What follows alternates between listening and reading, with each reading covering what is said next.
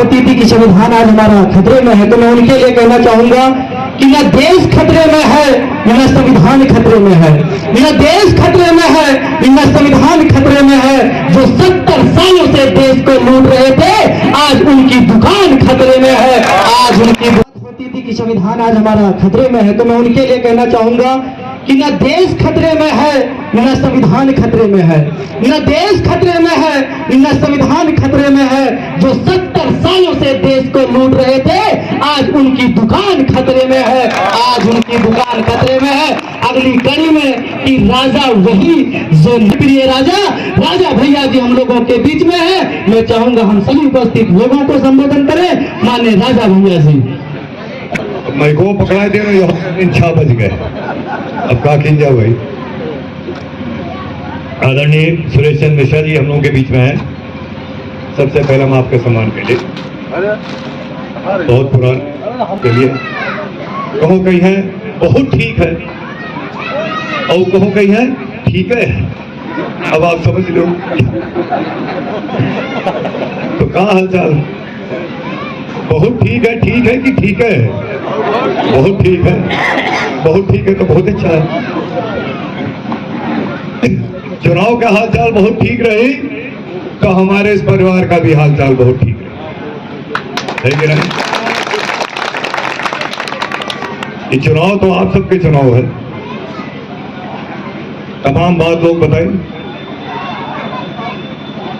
हम लोग हर सरकार देखा गया, ऐसा नहीं है कि कोनो सरकार ना देखा गया हो।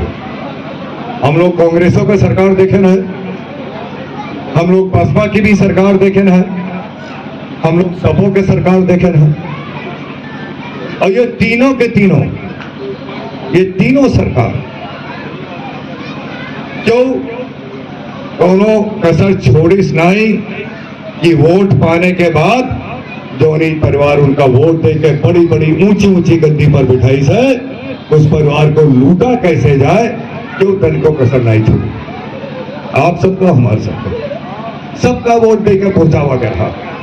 10-10 साल कांग्रेस का प्रधानमंत्री रहे, 4-4, 5-5 बार हम लोग समाजवादी पार्टी के मुख्यमंत्री बनावा गए, 4 बार हम लोग बसपा के मायावती जी का मुख्यमंत्री बनावा गए, लेकिन किसी ने भी हमारे गरीब की आवाज नहीं सुनी कि आज हमारे परिवार के पास दिक्कत का समस्या का है, काम कैसे हो है।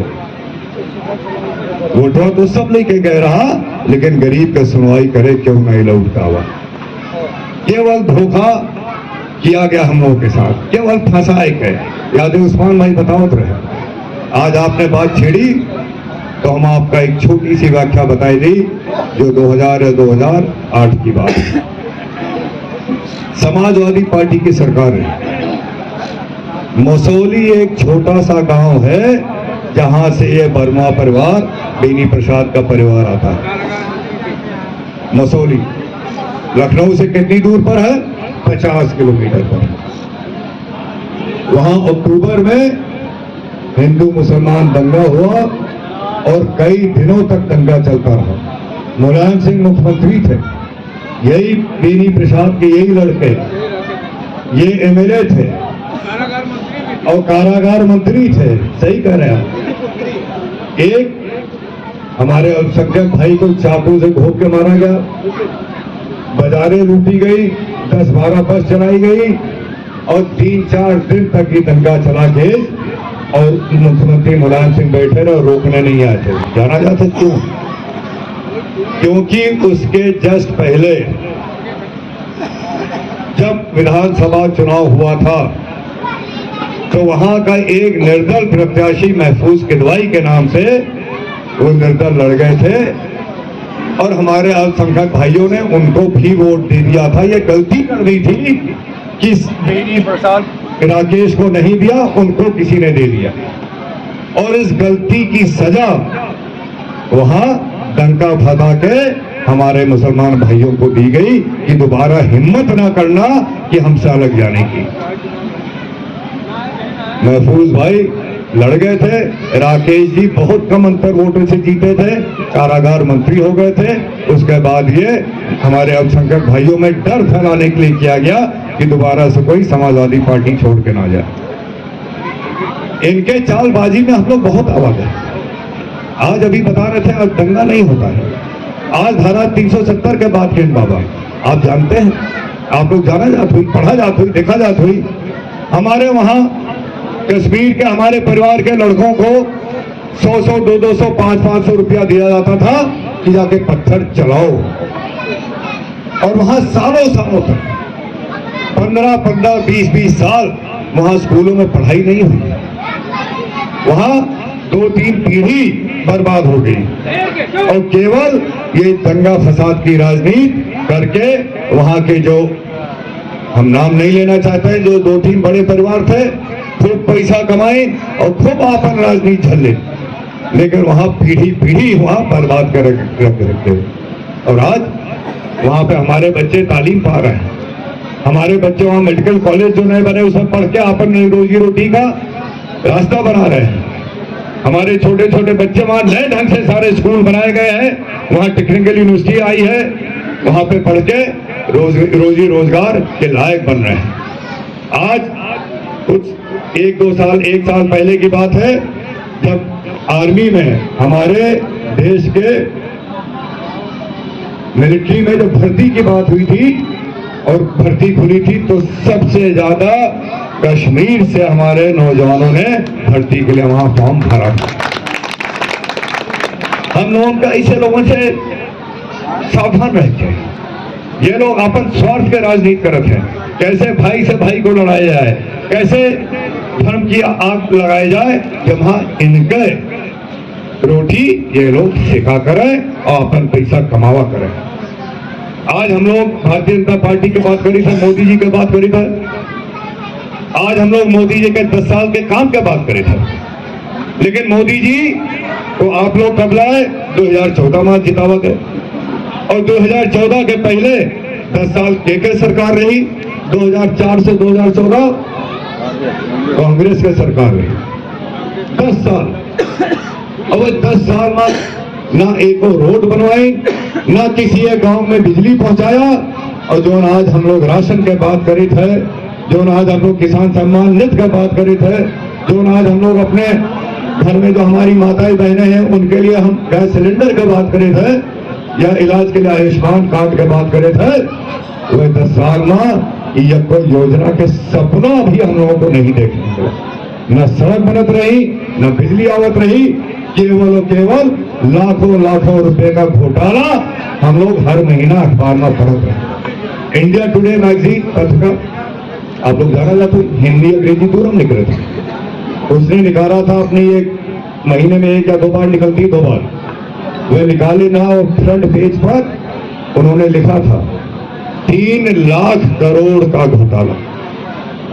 1-2 करोड़ नहीं, 200-400 करोड़ नहीं, 1-2 हजार करोड़ नहीं, लाखों लाखों करोड़, 3 लाख करोड़। आज ये आवत है और कहा था विकास नहीं हुआ।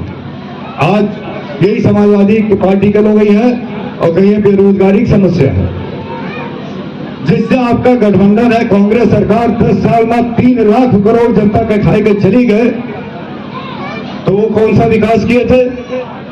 कैसे बेरोजगारी की समस्या हल हुई? 3 लाख करोड़ से कितने मेडिकल कॉलेज बन सकते थे? जैसे आज गोंडा में 8 का मेडिकल कॉलेज बना था, कितने सड़क बन सकते रही, कितने कारखाने लग सकते थे, कितना स्कूल बन सकते रहे, कितना यूनिवर्सिटी बन सकते रही। आज तो मैं कहा था बेरोजगारी है, लेकिन बेरोजगारी एक रात में नहीं पैदा होती। बेरोजगारी जब सालों साल 10-10 साल कांग्रेस ने घोटाला किया और जनता का पैसा खा के खत्म किया, उससे बेरोजगारी आती है।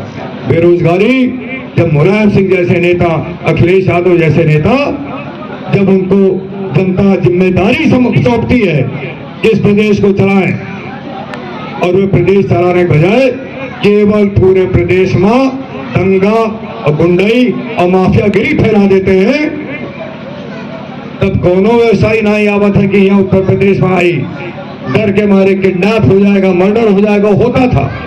और तब कहां से रोजगार आएगा? बेरोजगारी कब खत्म होती? जब आज जैसे माहौल जो योगी जी, मोदी जी हम लोगों को दिए हैं, जहां देश की व्यवस्था सही कर दी है, आज सड़कें बन गई हैं, बिजली आ रही है, आज कानून व्यवस्था चुस्त दुरुस्त है। आज कोई भी गरीब आदमी को डर नहीं है कि अगर सुबह जाएगा काम करने तो रात को जानता है वो घर लौट आएगा। आज हमारी घर की महिलाओं को नहीं डर है कि अगर वो घर के बाहर निकलेंगी तो उनके साथ कोई बदतमीजी होगी। वो जमाना खत्म हो गया। और तब बेरोजगारी खत्म होती है जब कानून व्यवस्था सही होगी। तब हमारे व्यवसायी लोग, तब हमारे उद्यमी लोग तब आके यहाँ पे बिजनेस लगाएंगे, कारखाने खोलेंगे, जिसमें हमारे लड़कों, हमारे परिवार के लड़कों को नौकरी मिलेगी और तब बेरोजगारी दूर होगी। और ये वातावरण बनाने का काम भारतीय जनता पार्टी की है। कभी कभी पत्रकार लोग हमसे पूछते हैं कि क्या आप लोग राम मंदिर के नाम पे वोट मांग रहे हैं? हम कहते हैं नहीं, हम लोग राम राज के नाम पे वोट मांग रहे हैं। और राम राज क्या है? राम राज वो राज है जिसमें सबके साथ न्याय हो, कहीं कोई भेदभाव बंटवारे का ना हो, सबके साथ न्याय हो, सबका साथ विकास हो और सबके विश्वास के साथ जो सरकार चलती है उसको हम लोग राम राज मानते हैं, जिसमें सारी जनता खुश है, किसी को ना लगे कि हम अलग है, किसी के मन में कोई डर ना हो, स्वतंत्र भाव से, स्वतंत्र मन से, खुशी मन से जो समाज आगे चलता है उस समाज के हम लोग निर्माण की बात करें और उस पे हम लोग वोट मांगते हैं। हम लोग विकास के नाम पर वोट मांगे जाते हैं। हम लोग इस परिवार को आगे चलने के लिए, इस परिवार का आगे बढ़ने के लिए वो के नाम पर भारतीय जनता पार्टी वोट मांगा थी और आप लोगों ने वोट दिया है और भारतीय जनता पार्टी ने यह परिवार के लिए काम किया। आज जो समाजवादी पार्टी के जो कार्यकर्ता ही कह रहे हैं और कोनो शब्द नहीं इस्तेमाल करनी चाहिए। हालांकि जब ये पहले रहे 2009 से 2014 तो जो आदमी जो जनता के पैसे की चीज हो, चाहे सोलर लाइट हो, चाहे हैंडपंप हो और चाहे कहूँ सुने डेहरी, अनाज रखने वाली डेहरी हो, वो का जब 4-4 हजार में बेची नहीं तो कार्यकर्ता नहीं, उनका शब्द होता है दलाल। और आजकल इनके वही जो शब्द आप इस्तेमाल कर लीजिए, सुने थे जब वोट मांगे आवत है तो राती राती में आवत है, चुपचाप चलते हैं, चोरी चोरी आवत है। काहे भाई, क्या बात है? हमारा कार्यकर्ता तो सीना तान के चलता है, क्योंकि सीना तान के इसलिए चलता है क्योंकि उसका सम्मान मोदी जी ने रखा है। और मोदी जी केवल कार्यकर्ता के सम्मान नहीं, मोदी जी ने इस देश के हर परिवार का, हर नागरिक का सम्मान रखा है। कैसे?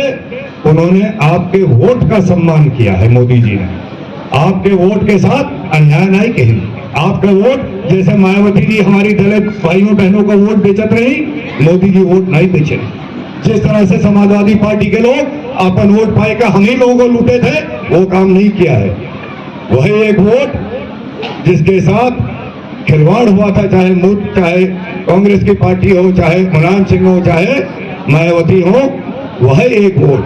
आज हम लोग बात करते हैं हमारे गरीब के आवास की, हमारी महिलाओं के लिए शौचालय की, हमारे किसान भाइयों के लिए किसान सम्मान निधि की, हमारे बुजुर्गों के लिए आयुष्मान कार्ड की, हमारे इस घर के लिए रोड की और बिजली की बात करें तो नहीं करे थे। और आज कैसे ही सब हो गए?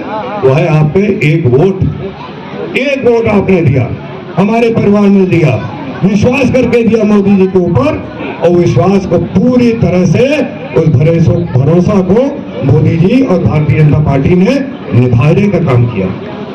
लेकिन यह एक वोट पहले देते रहो, कहाँ चला जाता रहा पता नहीं चलता रहा। हम लोग तरसा करते रहे, सड़क बन जाए, बिजली आ जाए। जो हमारे नौजवान भाई लोग हैं, ये लोग बेचारे बड़े परेशान रहते रहे, कहा कि मोबाइल फोन आएगा रहा, अब मोबाइल फोन से पकवान बड़ा मजा आवत रहा।